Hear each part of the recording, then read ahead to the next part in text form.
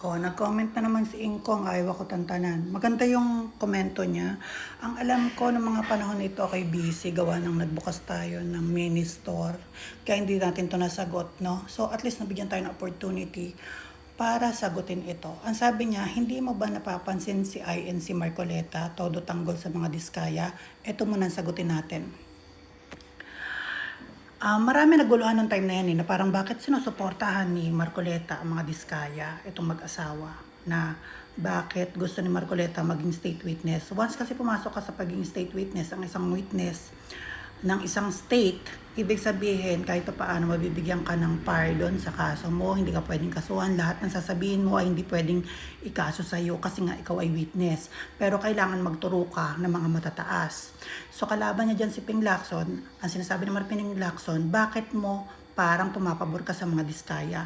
Ayaw ni Ping Lacson na bigyan ng pardon or maging state witness sa mga diskaya kasi gusto ni Ping Lacson na mga diskaya lang makasuhan at ayaw magsalita kung sino yung mga ulo na mga nagtrabaho para dyan sa pagnanakaw sa flood control na ulo ng mga diskaya. Okay? So kung maibibigay sana ang pagiging state witness ng mga diskaya, magtuturo sana ang mga diskaya ng mga matataas na opisyal na totoong ulo at utak dito sa Nakawan. So since hindi nga ibinibigay ang pagiging state witness sa mga diskaya, bakit magsasalta ang mga diskaya? Na kung ano sabihin nila, kung ano ang ibulgar nila, ay gagamitin din sa kanila. Yan ang hindi nyo maintindihan. Lalo na kay Marcoleta, yung ginawa ng Marcoleta na gusto niya maging state witness itong mga ito para magsabi ng mga katotohanan sa mga totoong mastermind sa Nakawan. Hindi nyo yan magets. No? Kala nyo porket yun ang gusto ni Marcoleta ang nasa isip ninyo ay sinusuportahan ng mga diskaya. Hindi ganun eh. Hindi nyo makuha yung logic na bakit ganun ang gusto mangyari ni Marcoleta. No? So, ngayon, hindi maibigay ang state witness sa mag-asawang diskaya. Kung ikaw ang mga diskaya, magsasalita ka pa ba? E di nakaaway mo yung mga politikong mga ulo ng mga Nakawan. Diba? Tatahimik ka na lang. Kasi gagamitin din sa'yo yan eh.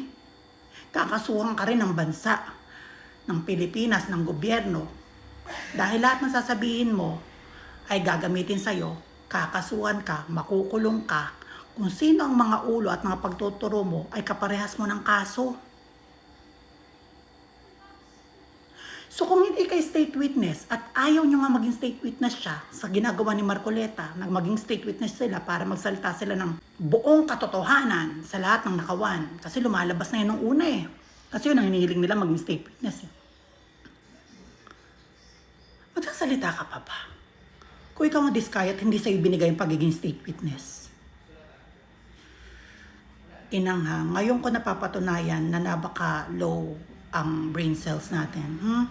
Kailangan yung intindihin yan mga manonood kung bakit yan ang ginagawa at gustong mangyari ni Marcoleta na ayaw ibigay ni Ping Lacson.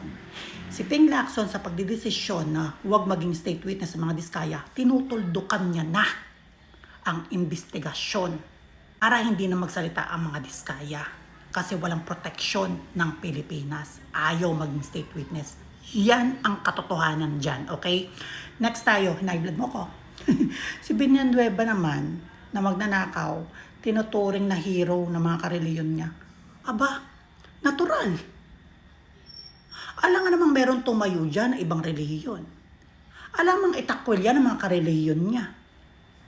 At pinuno ng isang relihiyon, ang tinarantado, tatahimik yung mga miyembro. Kapag nagsalta kayo ng kung ano-ano kay Villanueva, ang gusto nyo mangyari, yung mga miyembro ng relihiyon niya ay mananahimik na lang at oo na lang sa inyo. At kayo lang ang naniniwala na si Villanueva ay may kasalanan.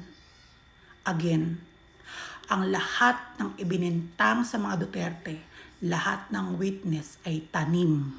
Okay? At hindi nyo maintindihan yan, wala akong planong ipaintindi sa inyo. Hindi ako nandito para i-please kayo na unawain ang mga bagay-bagay. No? Kasi minsan ang kapasidad ng utak ng isang tao ay limitado din. Naiintindihan natin yan. Okay? At pakiusap pa, sa susunod naman, pakiayos ang komento. Okay? So si Marcoleta tama sa INC. Pero si Villanueva ay isang senador. Baka ang tinutukoy mo si Kiboloy. My God! Nakahawa ka, girl!